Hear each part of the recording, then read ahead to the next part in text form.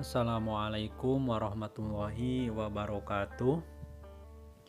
Hamdan syukronillah, sholata wassalaman ala rasulillah wa ala alihi wa sahbihi wa mawala. Allahumma sholli ala sayyidina Muhammad wa ala ali sayyidina Muhammad.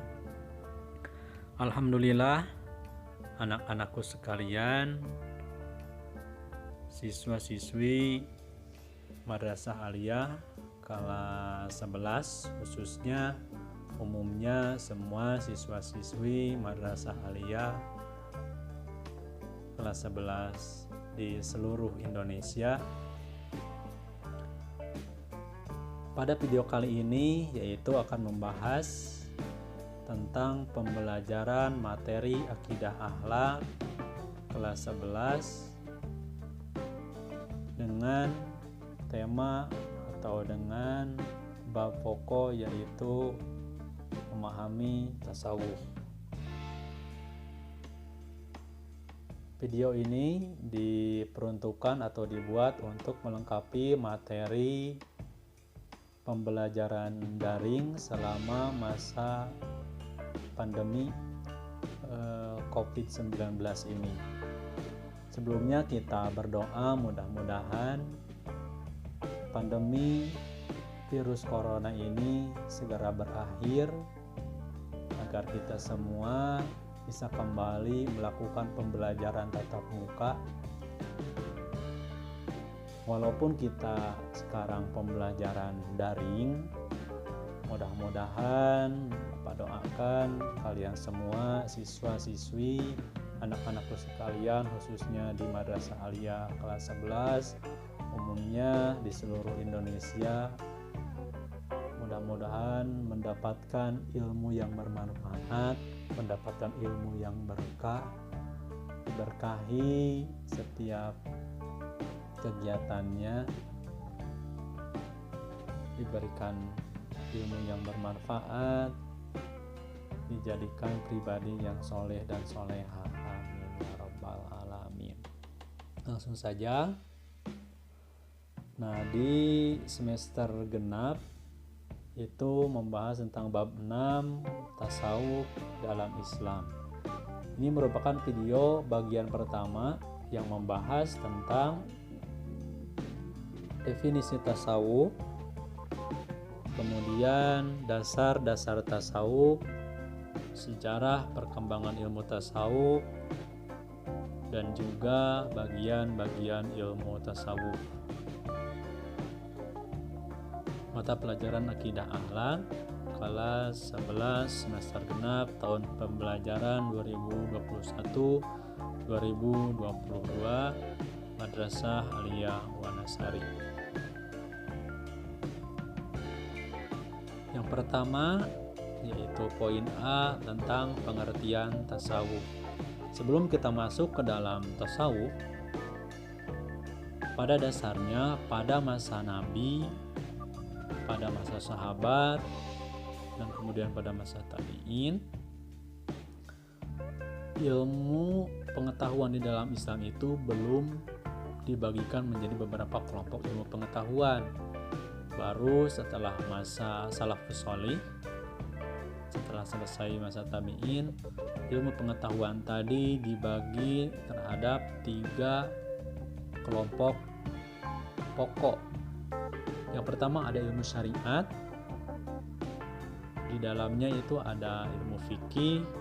Terus kemudian yang kedua, kelompok kedua ada ilmu akidah yang membahas tentang keyakinan, di dalamnya ada ilmu tauhid, ada ilmu kalam dan sebagainya. Terus kemudian yang ketiga ada ilmu akhlak, di dalamnya yaitu diantaranya ada ilmu tasawuf. Poin A, pengertian tentang tasawuf. Yang pertama kita akan membahas pengertian etimologi atau pengertian tasawuf secara bahasa. Menurut Haidar Bagir, yang mana Haidar Bagir ini merupakan salah satu tokoh di dalam pendidikan Indonesia. Menurut beliau, sufi atau tasawuf, yang mana sufi tadi merupakan salah seorang yang ahli di dalam ilmu tasawuf atau pengamal tasawuf, itu disebut dengan sufi. Sufi atau tasawuf tadi berasal dari bahasa Arab yang menunjuk kepada beberapa kata dasar. Di antaranya adalah yang pertama ada kata saf atau barisan dalam sholat, karena dianggap kaum sufi berada dalam saf pertama dalam sholat. Jadi maksudnya yang pertama tadi sufi itu diambil dari kata saf atau barisan dalam sholat. Jadi orang-orang tasawuf tadi merupakan orang-orang yang selalu mengutamakan atau istilahnya selalu melakukan hal yang terbaik di dalam beribadah. Kalau seandainya di dalam sholat, maka dia akan mengambil saf pertama, karena di dalam saf pertama tadi ada fadilah atau keutamaan yang sangat besar, dan itu berlaku dalam setiap amaliyah orang tasawuf tadi. Jadi di sini disebutkan saf pertama di dalam sholat, singkatnya seperti itu. Jadi maksudnya bukan hanya di dalam sholat saja, tetapi di dalam setiap peribadahan dia ingin selalu memberikan yang terbaik, singkatnya seperti itu. Terus yang kedua, tasawuf juga berasal dari kata suf, yakni bahan wol atau bulu domba yang kasar yang biasa menjadikan pakaian kaum sufi.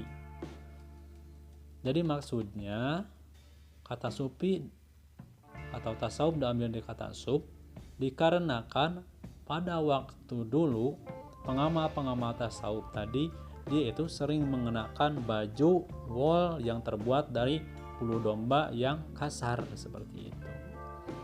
Jadi maksudnya pakaian tersebut mencerminkan kesederhanaan seseorang yang mengamalkan tasawuf seperti itu.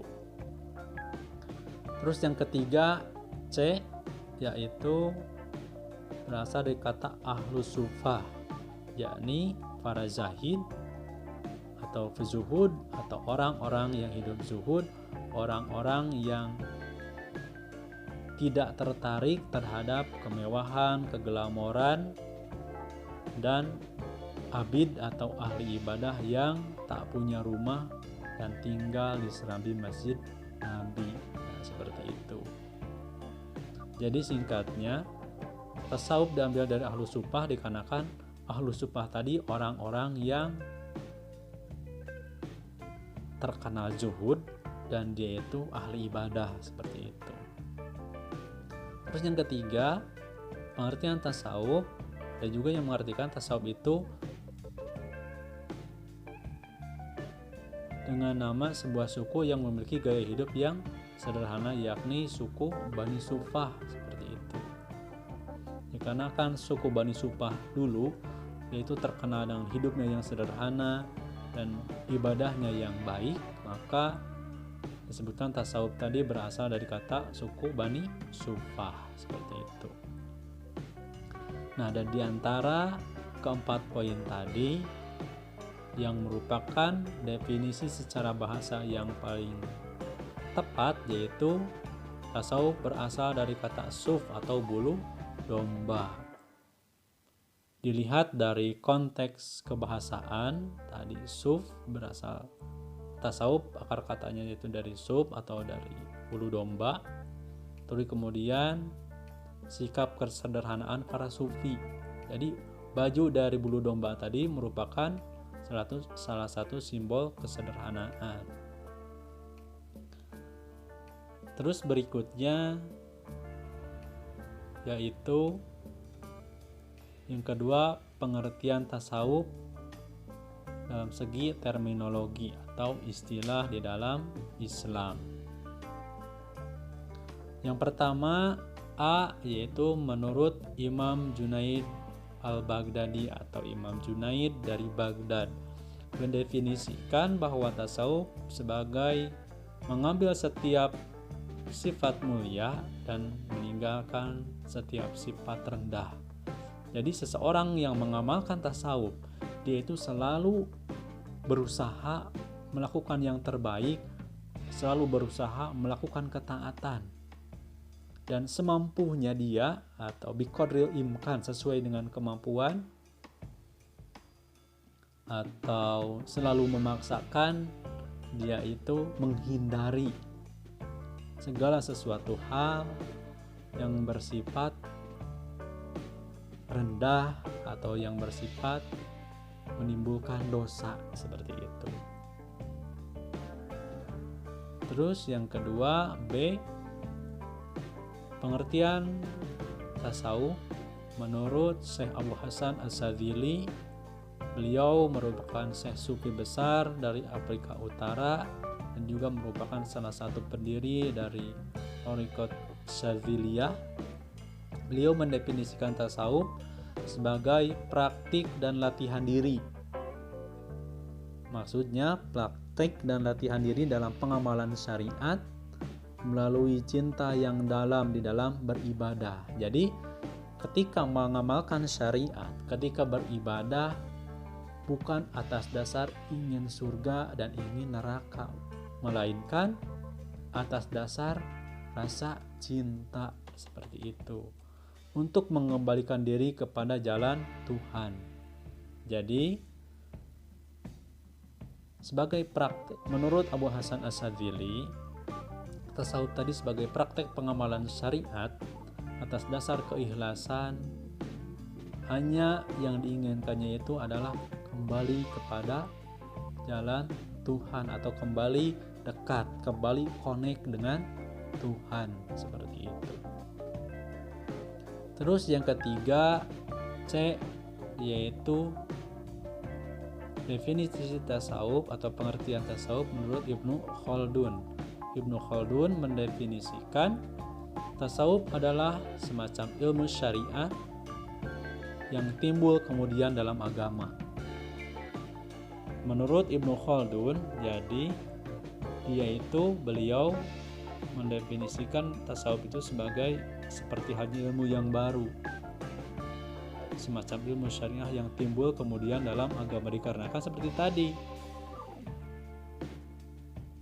tasawuf tadi kalau pengamalannya itu justru pelopor utamanya itu adalah Nabi, tetapi nama tasawufnya belum ada, seperti itu. Nama tasawufnya itu ada semasa tabi'in atau semasa salafus sholih, seperti itu. Jadi beliau menyebutkan semacam ilmu syariat, aturan-aturan di dalam kehidupan yang timbul kemudian, seperti itu. Nah, jadi tasawuf adalah ilmu untuk mengetahui bagaimana cara menyucikan jiwa, menjernihkan akhlak, membangun zahir dan batin untuk memperoleh kebahagiaan yang abadi. Jadi ini merupakan definisi daripada ilmu tasawuf, seperti itu, yang dirangkum dari beberapa pendapat para ulama. Jadi maksudnya tasawuf adalah ilmu untuk mengetahui bagaimana cara menyucikan jiwa. Pada dasarnya semua manusia yang terlahir berada dalam keadaan yang suci, sebagaimana yang telah disabdakan, kullu mauludin yuladu alal fitrah, semua manusia yang terlahir itu ada dalam keadaan yang suci, ada dalam keadaan yang dekat dengan Tuhannya, dengan Allah. Tetapi ketika manusia sudah akil balik, mulai melakukan sebuah kesalahan, mulai melakukan sebuah dosa, dosanya itu menjadi penghalang, menjadi hijab antara dia dengan Allah, seperti itu. Nah, jadi tasawuf tadi mengajarkan bagaimana cara kembali mendekati atau membersihkan diri agar kita itu kembali dekat kepada Allah. Jadi itu yang dimaksud dengan menyucikan jiwa. Terus berikutnya menjernihkan akhlak. Menjernihkan akhlak ini merupakan salah satu upaya menjauhi kebiasaan-kebiasaan atau akhlak-akhlak yang buruk, dan kita itu salah satu bentuk mensucikan jiwa itu adalah kembali melakukan akhlak atau melakukan kebaikan seperti itu. Disebut dengan menjernihkan akhlak. Jadi kembali melakukan kebaikan-kebaikan yang telah ditinggalkan. Berikutnya membangun zahir dan batin. Membangun zahir seperti tadi, yaitu dengan cara melakukan berbagai macam kewajiban yang diwajibkan oleh syariat. Dan membangun batin itu dalam arti lain membangun atau kembali menjalin ikatan, kembali mendekati Allah Subhanahu wa Ta'ala, yang mana tujuan utamanya itu adalah untuk memperoleh kebahagiaan yang abadi, untuk memperoleh ridho Allah, yang mana dengan ridho Allah tersebut yang menyebabkan kita memperoleh kebahagiaan yang abadi. Yang dimaksud kebahagiaan yang abadi itu tadi adalah yang pertama, semasa hidup di dunia melaksanakan ibadah dengan atas dasar keikhlasan, dengan atas dasar rasa cinta kepada Allah, seperti itu. Berikutnya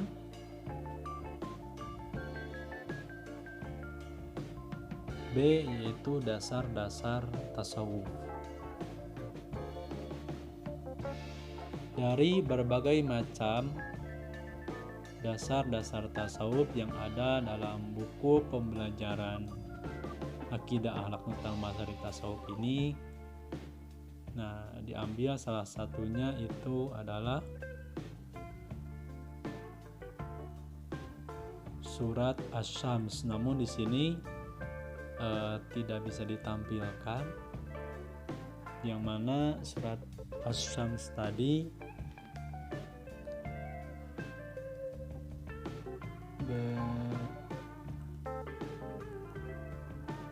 yaitu ayat 7 sampai ayat 10 yang berbunyi wa nafsiu wa ma sawwaha fa'alhamaha fujuraha wa taqwaha qad aflaha man zakkaha wa qad khaba man dassaha. Wa nafsiu wa ma sawwaha, wawunya di sini mempunyai makna wawu qasam. Wa nafsiu wa ma sawwaha, dan sumpah demi jiwa manusia yang diciptakan, atau sumpah demi jiwa manusia dengan penciptaan yang begitu sempurna. Kalau kita lihat terjemahnya itu adalah dan jiwa serta penyempurnaan ciptaannya.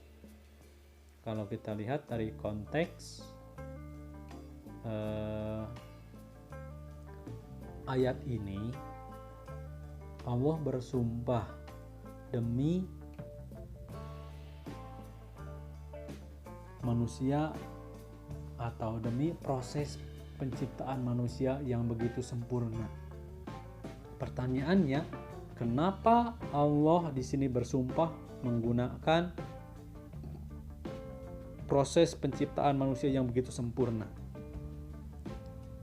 Nah, sebab ada sebagian orang yang meragukan proses penciptaan manusia, dikarenakan ada manusia yang terlahir dengan tanda kutip ada kekurangan seperti itu, sehingga menimbulkan di dalam hatinya keraguan, apakah Allah sudah tidak lagi sempurna menciptakan manusia itu? Nah, seperti itu. Jadi di antara bentuk kesempurnaan manusia itu, maksudnya Allah memberikan ruh yang mana ruh tadi merupakan ruh yang sempurna, ruh yang sama seperti yang diberikan kepada setiap manusia, seperti itu. Tapi setelah manusia usia 4 bulan di dalam kandungan, Allah berikan ruh yang sempurna, ruh yang sama pada setiap manusia tadi. Tetapi Allah melibatkan ikhtiar manusia dalam penciptaan atau proses pembentukan jasadnya. Allah melibatkan ikhtiar manusia. Dari ikhtiarnya atau dari kasabnya tadi akan menjadi sebuah makanan. Dari ikhtiarnya, dari kasabnya, maupun itu kasabnya dari bertani, dari berdagang dan sebagainya, sudah menjadi uang, dibelikan makanan, terus makanannya itu dikonsumsi. Nah, nutrisi, zat dan keberkahan dari makanan itu tadi bisa mempengaruhi perkembangan fisik maupun mental dari si janin calon manusia itu tadi, seperti itu. Setelah manusia tadi diberikan nyawa, diberikan dan sebagainya, maka Allah ilhamkan. Nah, di ayat 8 ini tadi. Ini kalau menurut terjemahannya ini adalah maka Allah mengilhamkan kepada jiwa jalan kefasikan dan ketakwaan. Setelah manusia itu terbentuk, setelah manusia itu terlahir, maka dikarenakan manusia itu tadi makhluk utama, maka Allah berikan manusia itu kebebasan. Allah berikan manusia itu pilihan. Di antaranya pilihannya itu adalah fa'alhamaha fujuraha wa taqwaha. Fa'alhamaha, Allah telah mengilhamkan kepada manusia itu fujur. Yang pertama itu fujur. Fujur itu adalah, singkatnya itu adalah nafsu, potensi nafsu. Jadi fujur itu adalah potensi nafsu yang mana ketika nafsunya itu tidak terdidik, ketika nafsunya itu kurang dari nilai-nilai agama, sehingga nafsu itu tadi memberikan gelombang atau rambatan-rambatan kepada tubuh untuk melakukan sesuatu hal yang kurang baik. Jadi singkatnya, fujur itu adalah dorongan kepada jiwa untuk melakukan sesuatu hal yang tidak baik, untuk melakukan sesuatu hal yang bertentangan dengan ajaran agama, yang nantinya bisa menimbulkan dosa, seperti itu. Itu yang maksud dengan fujur. Fa'alhamaha fujuroha, Allah telah mengilhamkan jalan fujur, jalan kefasikan, wa taqwaha, dan jalan ketakwaan atau jalan ketaatan, seperti itu. Nah, berarti di sini Allah telah mengilhamkan kepada manusia itu memberikan dua pilihan, mau fujur, fasik, atau takwa, seperti itu. Sehingga ada peribahasa yang mengatakan hidup adalah pilihan. Setiap pilihan pasti mempunyai konsekuensi atau resiko. Ketika kita melakukan kefasikan, pasti ada catatan buruk yang nanti kita akan pertanggungjawabkan. Dan apabila kita melakukan ketakwaan atau ketaatan, tentu akan ada catatan baik yang nanti kita akan menikmati hasil dari kebaikan kita. Terus berikutnya ayat 9,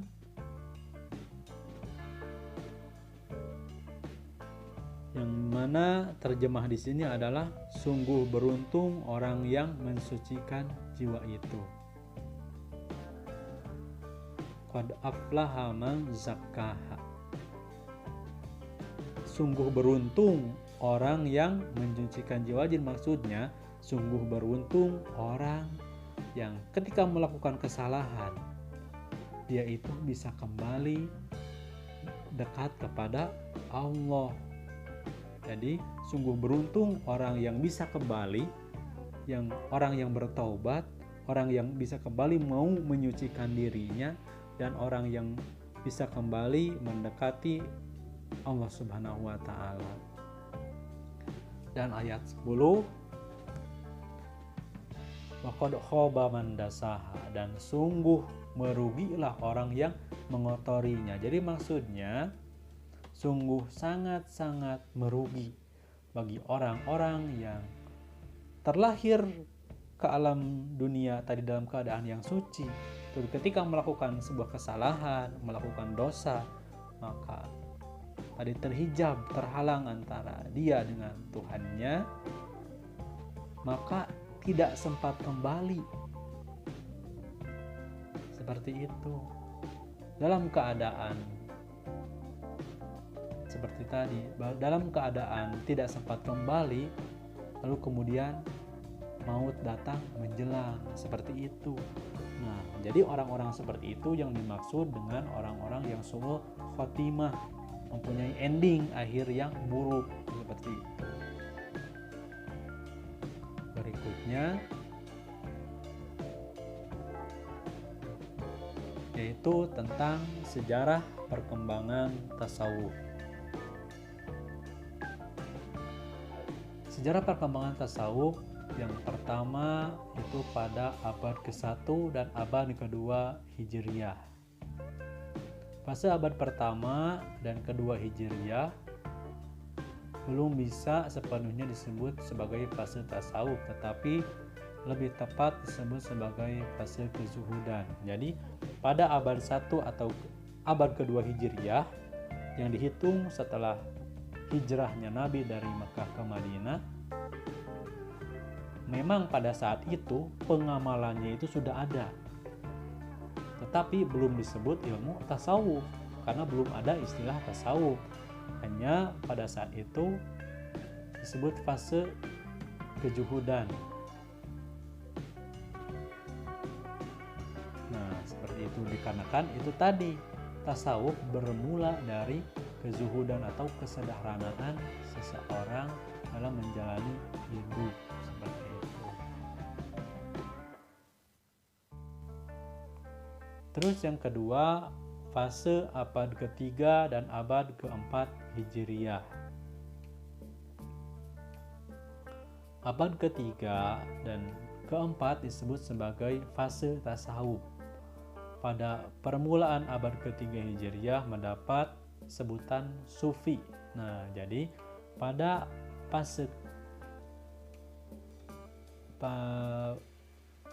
yang kedua, pada abad ketiga dan abad keempat Hijriyah itu merupakan disebut sebagai fase tasawuf dikarenakan pada masa ini yaitu mulai ada istilah-istilah tasawuf.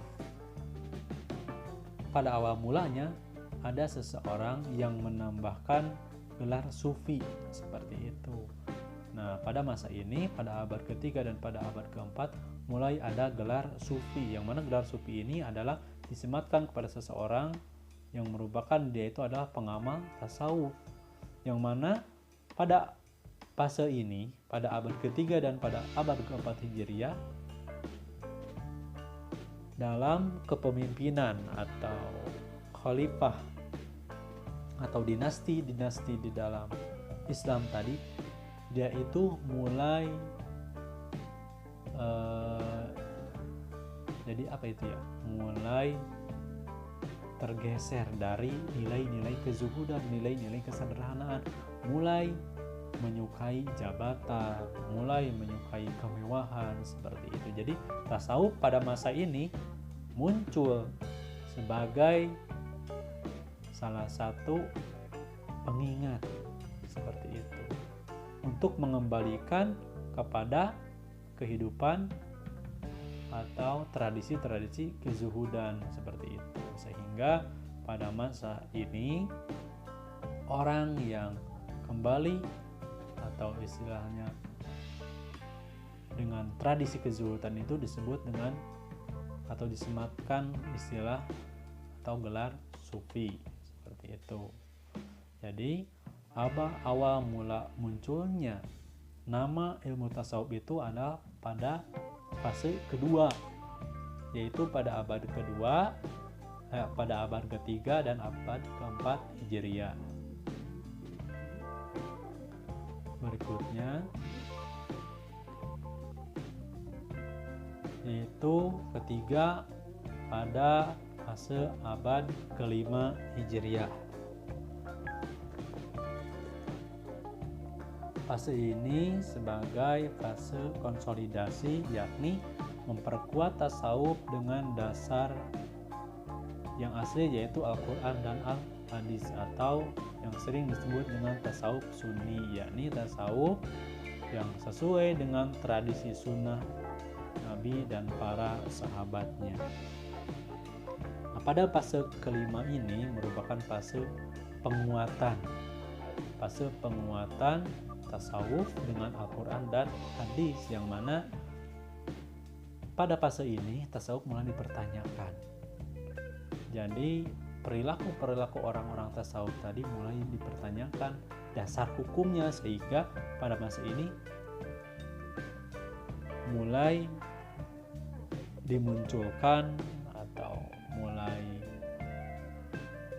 ditarik ke permukaan keterangan Al-Quran dan Al-Hadis yang menjadi dasar orang-orang tasawuf tadi. Berikutnya yang keempat yaitu fase abad ke-6 Hijriah. Fase ini ditandai dengan munculnya tasawuf falsafi, yakni tasawuf yang memadukan antara zauq, rasa, dan rasio atau akal. Tasawuf bercampur dengan filsafat. Nah, yang mana filsafat ini adalah kajian masalah mendasar tentang sesuatu persoalan. Jadi, pada masa ini tasawuf mulai bercampur dengan filsafat Yunani. Pengalaman-pengalaman yang diklaim sebagai persatuan antara Tuhan dengan hambanya kemudian diteorisasikan dalam bentuk pemikiran seperti konsep wahdatul wujud.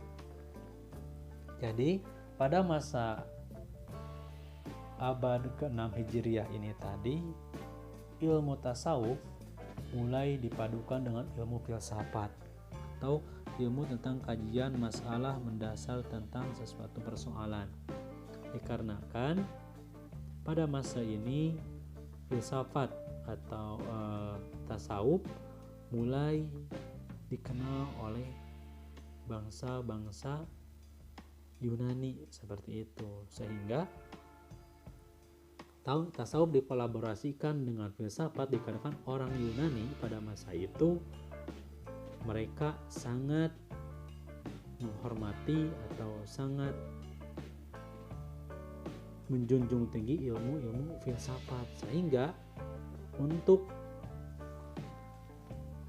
mengadaptasinya maka tasawuf tadi yaitu dipadukan dengan filsafat seperti itu agar mereka bisa menerima atau mereka bisa memahami tentang tasawuf itu sendiri. Nah, itu tadi tentang sejarah perkembangan tasawuf. Jadi pada dasarnya tasawuf itu merupakan ilmu atau istilah yang baru. Namun pengamalannya sudah ada pada masa Nabi.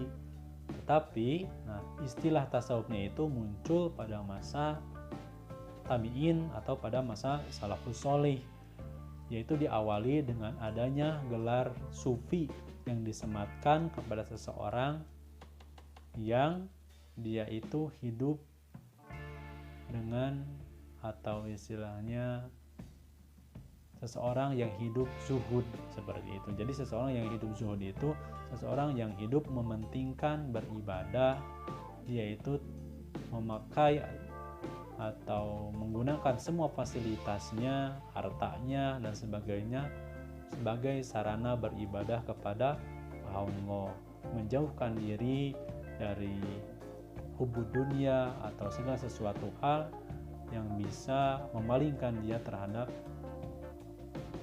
melaksanakan ketaatan kepada Allah, seperti itu. Jadi pada masa abad ke-1 pada masa abad kedua dan abad ketiga merupakan abad munculnya istilah tasawuf, yang mana menurut sebagian pendapat istilah tasawuf tadi didirikan atau dimulai oleh Abu Hasan Al-Kufi. Selanjutnya yaitu tentang pembagian ilmu tasawuf.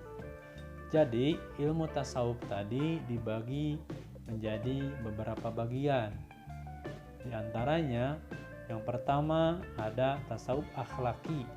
Tasawuf akhlaki adalah tasawuf yang sangat menekankan nilai-nilai etis atau moral, atau tasawuf yang berkonsentrasi pada perbaikan akhlak. Jadi tasawuf akhlaki ini sesuai dengan namanya akhlaki, yaitu tasawuf yang menekankan pada restorasi atau perbaikan moral, seperti itu. Jadi dalam tasawuf akhlaki ini menekankan memperbaiki moral atau akhlak masyarakat atau seseorang, seperti itu. Nah, tasawuf akhlaki mempunyai tahap sistem pembinaan akhlak sebagai berikut. Jadi tasawuf akhlaki ini memiliki beberapa tingkatan. Di antaranya yaitu yang pertama ada takhalli atau takhali. Takhali adalah usaha mengosongkan diri dari perilaku dan akhlak tercela. Ya, kita kembali lagi pada tasawuf akhlaki. Tasawuf akhlaki adalah tasawuf yang menekankan pada perubahan atau memperbaiki akhlak. Jadi maksud dari tasawuf akhlaki ini adalah tasawuf yang merangkul orang-orang untuk kembali melakukan ketaatan kepada Allah yang menekankan perubahan akhlak, seperti itu.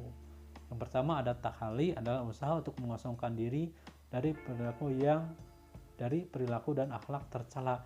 Jadi takhali ini tadi singkatnya juga bisa disebutkan sebagai fase hijrah, di mana ketika seseorang hijrah, dia itu mengosongkan diri dari perilaku tercela. Dia itu berusaha hijrah atau berpindah atau uzlah untuk menghindari kebiasaan-kebiasaannya yang kurang baik, seperti itu. Yang pertama ada takhalli, yaitu usaha mengosongkan diri dari perilaku dan akhlak tercela atau fase hijrah.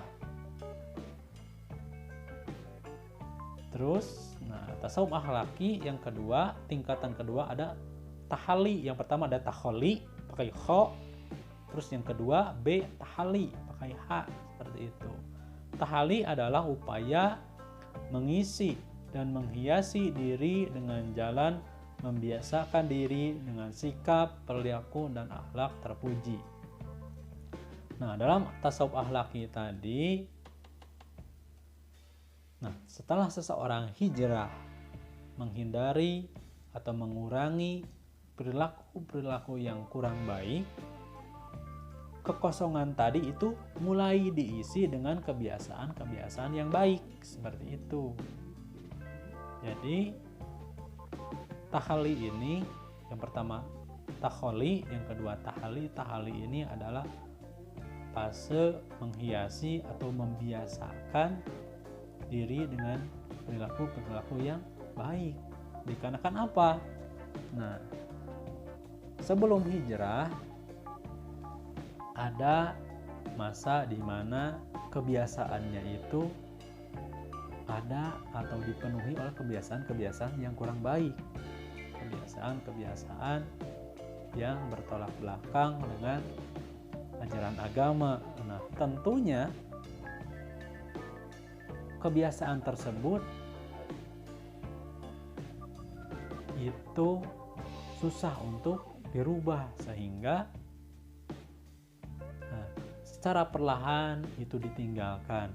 Nah, untuk melupakan kebiasaan yang kurang baik tadi, itu diganti dengan kebiasaan yang baik, seperti itu.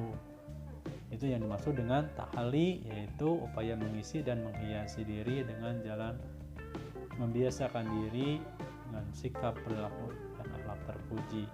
Jadi maksud menghiasi diri sini adalah membiasakan perilaku yang baik dengan cara bisa jadi ikut terhadap lingkungan atau organisasi, keadaan yang baru yang membuat dia lebih baik, seperti itu. Contoh, dalam fase tahalli tadi, dia itu contohnya seperti ikut atau dia itu ada dalam satu lingkungan yang dimana di lingkungan tersebut biasa melaksanakan sholat. Nah, sehingga dia ikut melaksanakan sholat. Seiring berjalannya waktu, hal tersebut akan menjadi kebiasaan yang baru yang menghiasi kehidupannya sebagai perilaku yang baik, seperti itu. Terus yang ketiga ada tingkatan ketiga, yaitu tajalli. Kata tajalli bermakna terungkapnya nur gaib agar hasil yang telah diperoleh jiwa telah membiasakan melakukan perbuatan-perbuatan yang luhur. Jadi maksudnya tajalli di sini yang dimaksud dengan terungkapnya nur gaib tadi adalah terungkapnya atau masuknya cahaya ilahi, cahaya ketuhanan, sikap-sikap, sehingga kebiasaan-kebiasaan yang buruk tadi itu hilang, diganti dengan kebiasaan-kebiasaan yang baik. Nah, dengan kata lain, tajalli, fase tajalli atau fase terungkapnya nur gaib atau fase di mana timbulnya cahaya ilahi dalam hati seseorang, itu merupakan hasil yang diperoleh dari tahalli tadi, hasil yang diperoleh dari tahalli dan tahalli. Setelah tadi uzlah atau bisa jadi hijrah, pindah lingkungan atau pindah kebiasaan dari yang kurang baik menjadi pindah kebiasaan, contoh mengurangi kebiasaan-kebiasaan yang kurang baik. Terus kemudian kedua fase tahalli.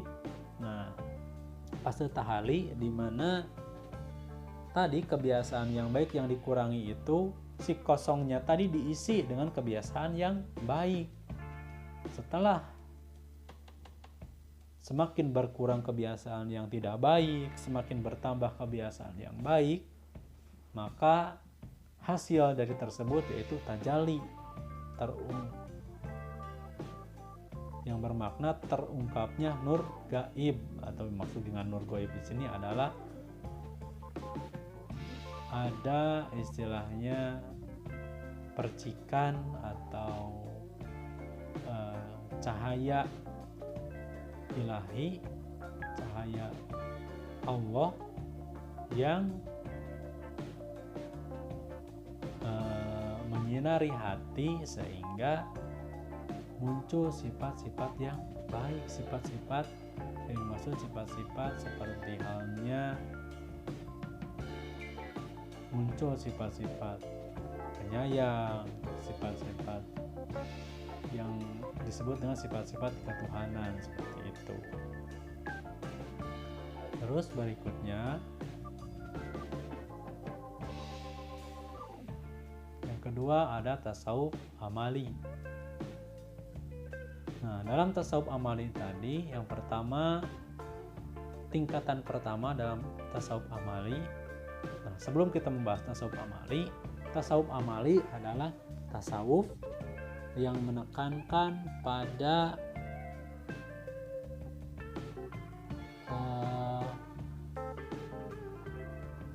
amal. Yang maksud penekanan kepada amal itu adalah penekanan pada pembentukan kualitas amal, seperti itu, perbaikan kualitas amal. Yang pertama ada syariat. Syariat adalah hukum-hukum yang dijadikan sandaran amalan lahir yang ditetapkan dalam ajaran agama melalui Al-Quran dan Sunnah. Jadi maksudnya untuk memperbaiki amal, yang pertama kita itu mesti atau harus memahami syariat. Yang mana syariat ini secara singkat merupakan aturan-aturan agama. Seperti itu, aturan di dalam kehidupan, aturan di dalam beribadah. Agar ibadah kita baik, agar ibadah kita berkualitas, maka kita harus mengetahui aturannya seperti apa. Agar apa? Agar ibadah kita itu tidak hanya, kalau istilahnya, agar ibadah kita itu tercapai gawe teka pake, seperti itu. Kalau seandainya kita belum paham terhadap syariat, maka menepi kepada seseorang yang paham syariat, seperti itu. Agar kita bisa bertanya atau dengan cara lain, yaitu agar ibadah kita itu terbawa menjadi berkualitas, maka ketika beribadah kita itu harus bersama-sama dengan orang yang paham syariat. Contoh di dalam melakukan sholat. Dalam melakukan sholat itu mesti sesuai syariat, sesuai syarat dan rukunnya. Ketika kita belum paham, maka kita ikuti orang yang paham. Seperti itu. Maka kita akan terbawa berkualitas sebagaimana kualitasnya dia, orang yang sudah paham terhadap syariat. Seperti itu. Nah, jadi tasawuf amali, tasawuf yang menekankan kepada perbaikan kualitas amal. Yang pertama, tingkatan pertama ada syariat. Untuk memperbaiki amal, yang pertama kita itu harus paham atau harus memahami syariat. Seperti itu, yang mana syariat merupakan aturan agama. Terus yang kedua ada thariqat atau tarikat. Kalangan sufi mengartikan thariqat sebagai perangkat serial moral yang menjadi pegangan pengikut dan dijadikan metode pengarahan jiwa dan moral. Jadi singkatnya thariqat. Nah, thariqat ini merupakan metode atau jalan, seperti itu. Jadi, thariqat merupakan metode atau jalan melaksanakan syariat menurut pengalaman seseorang. Contoh, pengalaman melaksanakan syariat menurut pengalaman Syekh Abdul Qadir Al-Jailani. Sehingga metodenya, thariqatnya disebut dengan thariqat Qadiriyah. Seperti itu. Terus kemudian metode, cara atau tarekat mengamalkan syariat seperti menurut pengalaman Syekh Bahauddin An-Naqsabandi. Sehingga thariqatnya, metodenya, amalannya disebut dengan metode Naqsabandiyah, yang mana metode pengawalan syariat tersebut menjadi pegangan, menjadi amalan bagi setiap pengikutnya, yang dijadikan metode pengarahan jiwa atau metode pembangunan jiwa, metode cara kembali mendekati Allah, dan juga memperbaiki moral. Seperti itu. Itu yang dimaksud dengan thariqat. Jadi thariqat tadi singkatnya itu adalah metode atau cara pengamalan syariat menurut pengalaman seseorang, seperti itu. Sehingga di dalam di dalam tasawuf terdapat beberapa atau terdapat banyak tarekat. Ada tarekat Qadiriyah, berarti pengamalan syariat sebagai cara mendekati Allah menurut pengalaman Syekh Abdul Qadir Al-Jailani. Ada Thariqat Naqsabandiyah, berarti thariqat atau pengamalan syariat menurut pengalaman Syekh Bahauddin An-Naqsabandi, seperti itu. Diikuti oleh pengikutnya dan amalan-amalannya menjadi pegangan, yang mana sebagai upaya atau sebagai cara untuk kembali mendekati Allah dan untuk memperbaiki moral atau akhlak atau kualitas ibadah, seperti itu. Yang pertama syariat, yang kedua tingkat kedua ada tarekat, dan kemudian tingkatan ketiga ada hakikat. Dalam dunia sufi, hakikat diartikan sebagai aspek batin yang paling dalam setiap amal atau inti dan rahasia dari syariat, yang merupakan tujuan perjalanan menuju Allah. Jadi yang dimaksud dengan hakikat itu adalah inti dari sebuah amal.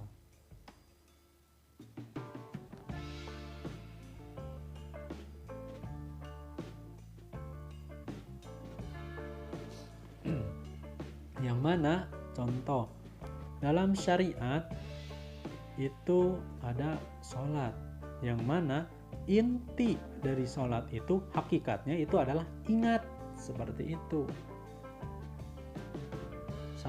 Jadi contoh tadi seperti sholat, menurut syariat ada sholat, dan hakikat dalam sholat itu adalah ingat, yaitu untuk mengingat Allah, seperti itu.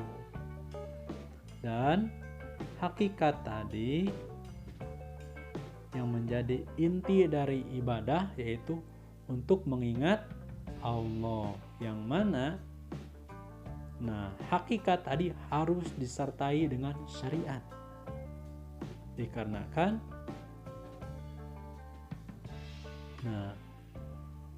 contoh seperti sholat tadi merupakan salah satu upaya, salah satu syariat untuk mengenal Allah, untuk mengingat Allah, seperti itu. Jadi hakikat merupakan aspek atau inti dari sebuah peribadatan, dikarenakan hakikat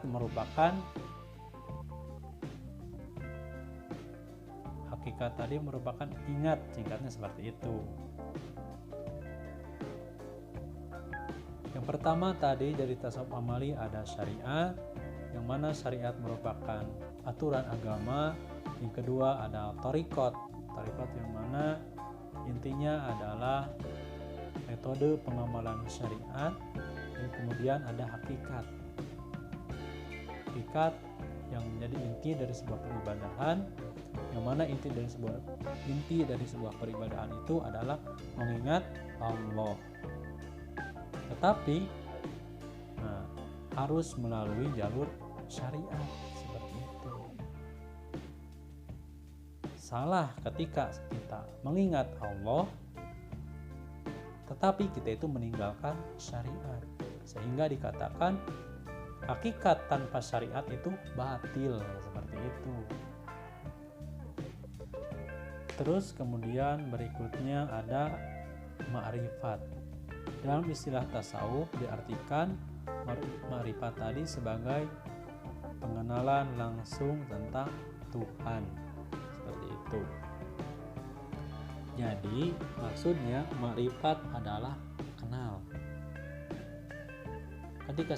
Jadi di dalam tasawuf amali yang pertama ada syariat, yaitu melaksanakan sesuatu hal yang diperintahkan oleh Allah Subhanahu wa taala, atau syariat tadi merupakan aturan dari agama. Kemudian yang kedua ada thariqat adalah aturan metode pengamalan syariat.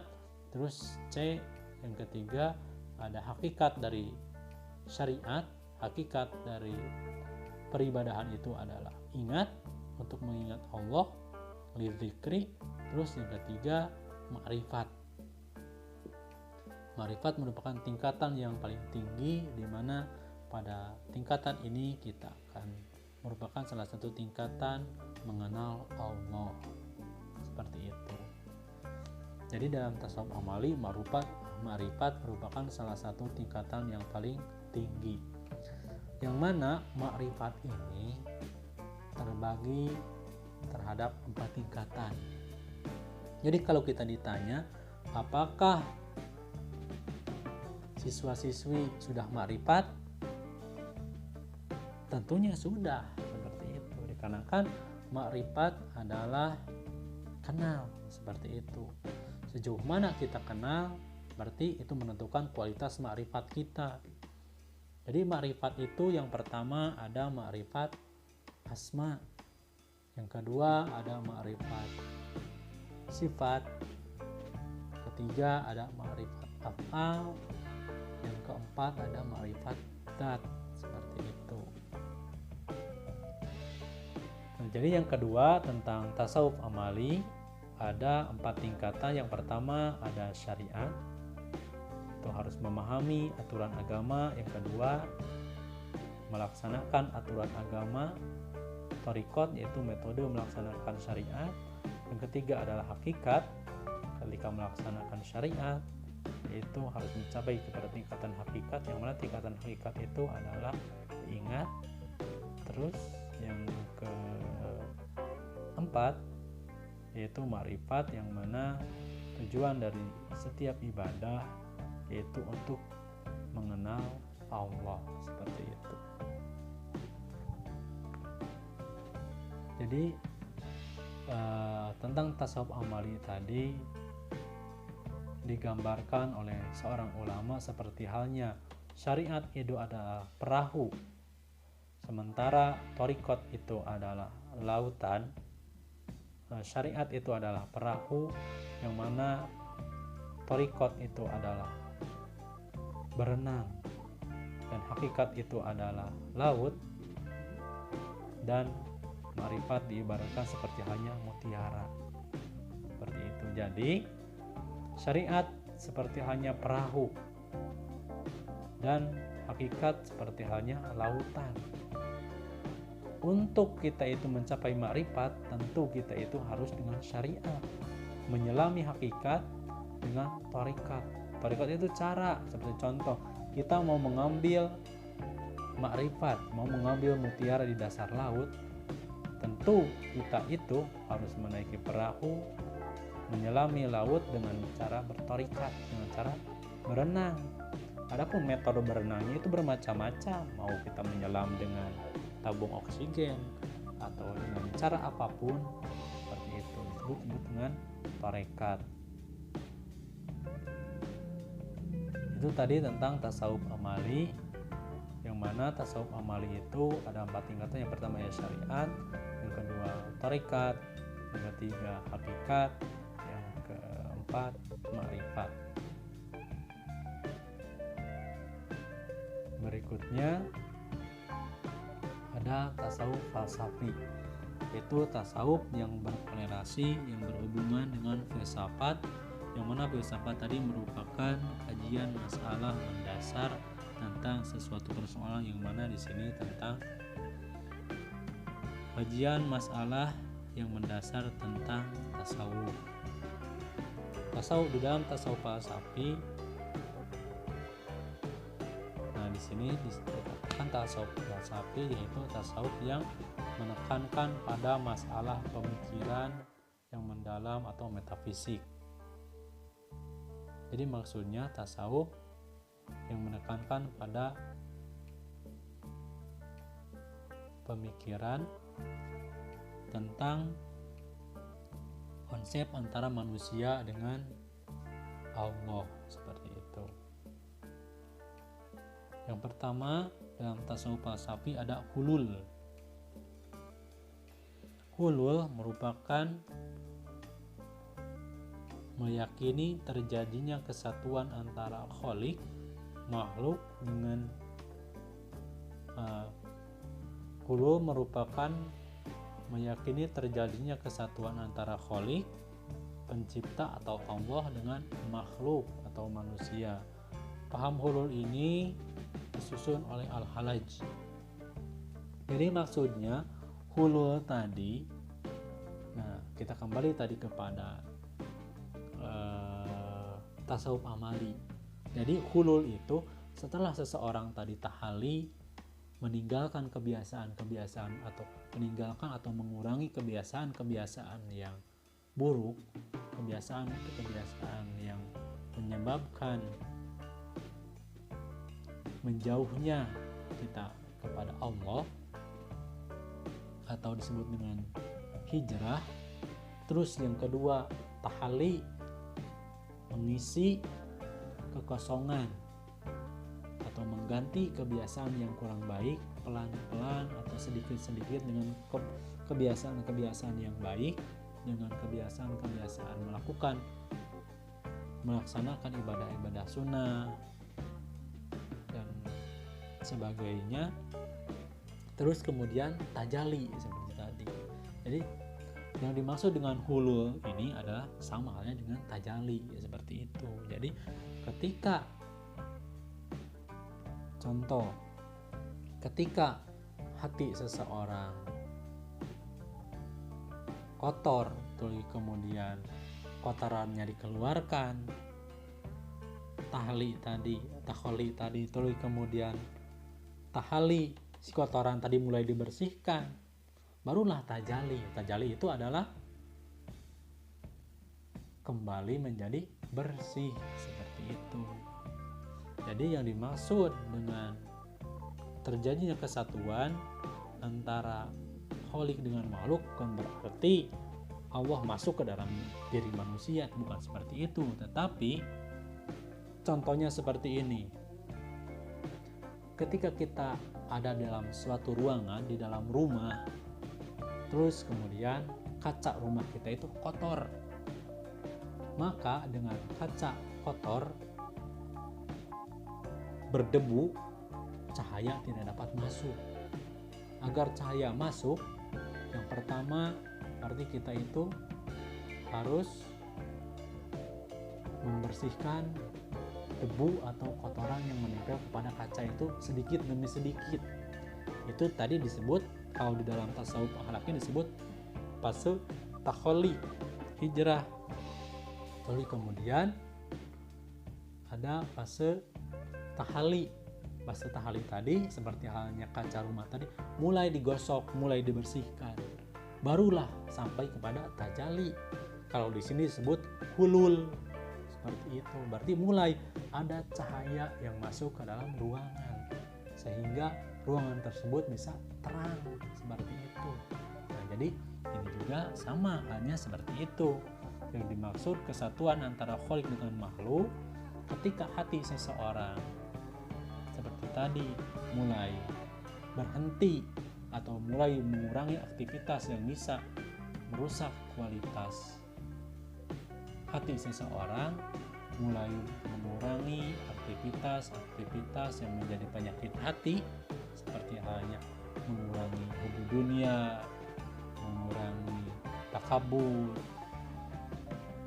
Terus kemudian tahali, berarti mengurangi takabur, mulai menumbuhkan sikap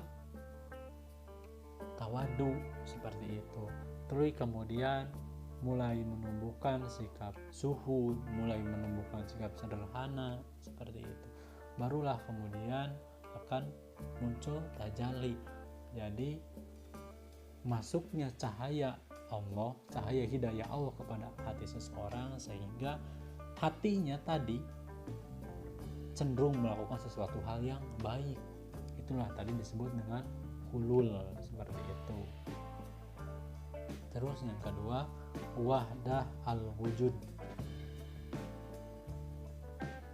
Istilah wahdah al-wujud adalah paham yang mengatakan bahwa manusia dapat bersatu dengan Tuhan melalui sifat-sifat Tuhan yang memancar pada manusia ketika manusia sudah melakukan proses fana.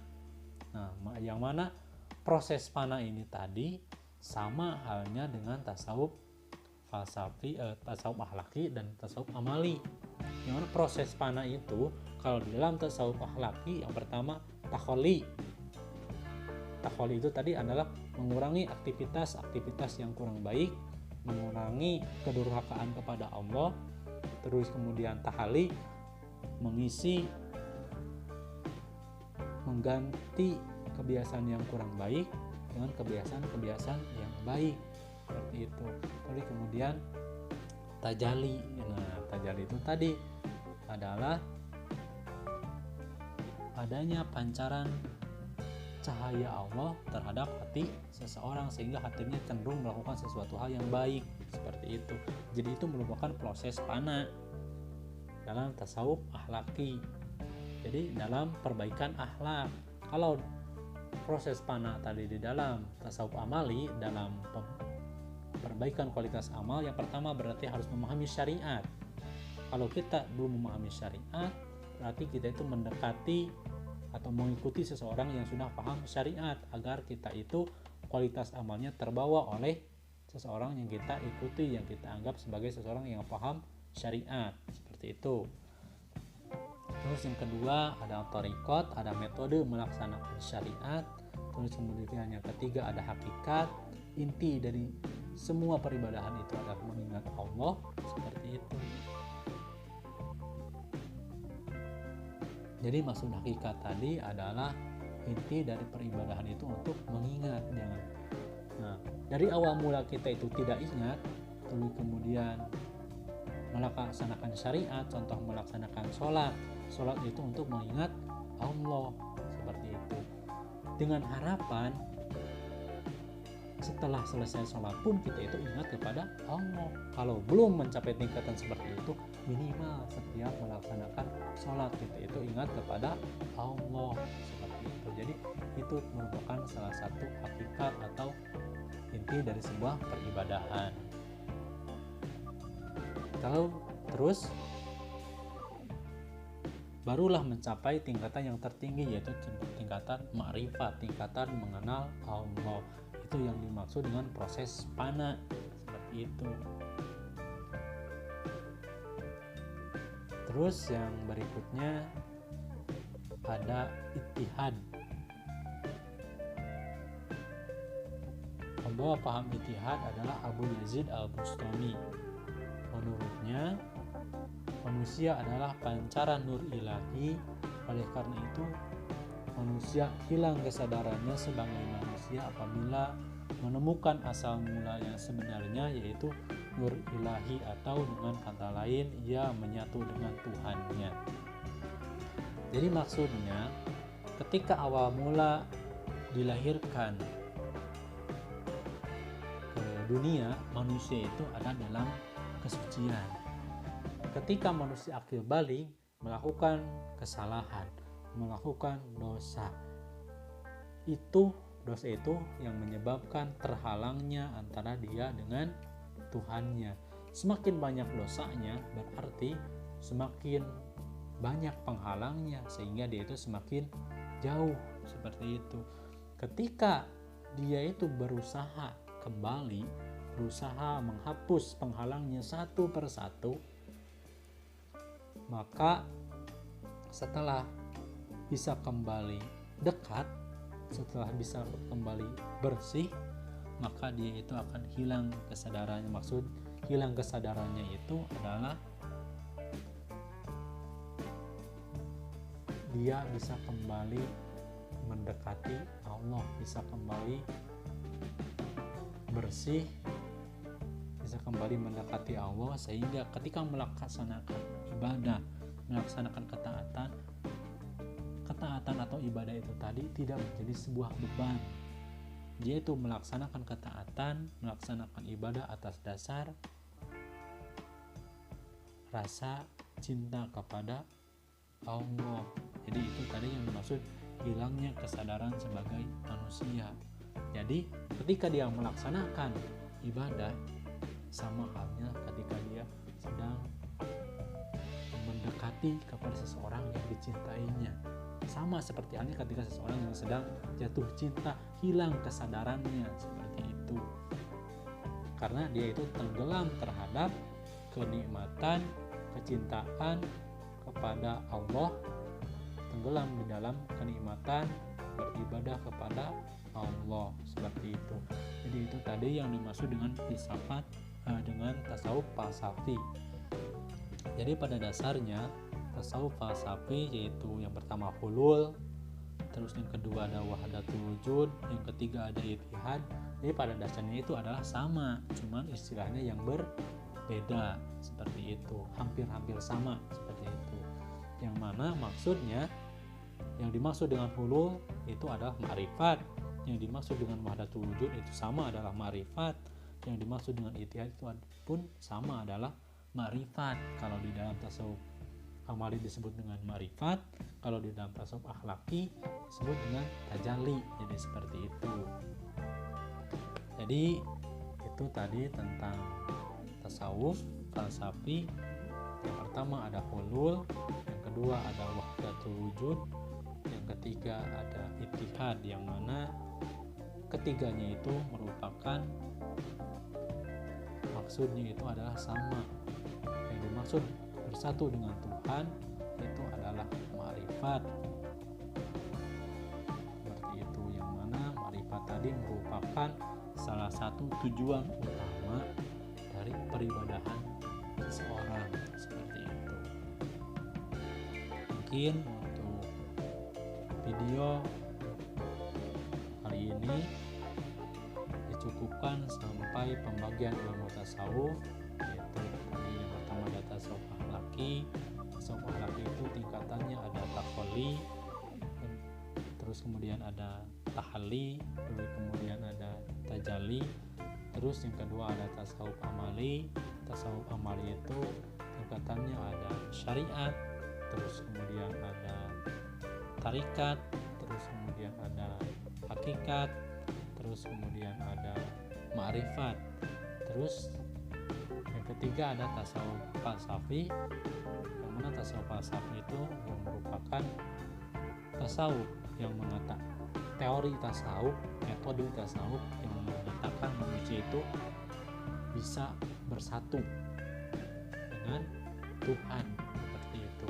Jadi maksud di bersatu dengan Tuhan tadi bukan berarti Tuhan masuk kepada tubuh manusia, tetapi munculnya sifat-sifat ketuhanan pada diri manusia, seperti itu, sehingga manusia tadi hatinya cenderung kepada sesuatu hal yang baik, seperti itu. Nah, jadi ma'rifat atau terpancarnya cahaya Allah terhadap hati seseorang tadi di dalam tasawuf falsafi itu disebut hulul oleh Al-Halaj, yang disebut juga wahdatul wujud, dan disebut juga ittihad oleh Abu Yazid Al-Bustami. Mudah-mudahan bermanfaat. Kita bertemu dalam video masih pembahasan tentang tasawuf di bagian kedua. Mungkin itu saja yang dapat disampaikan. Mudah-mudahan bisa bermanfaat, khususnya untuk anak-anakku sekalian, siswa-siswi Madrasah Aliyah Wonosari kelas 11 dalam pembahasan ilmu tasawuf ini. Assalamualaikum warahmatullahi wabarakatuh.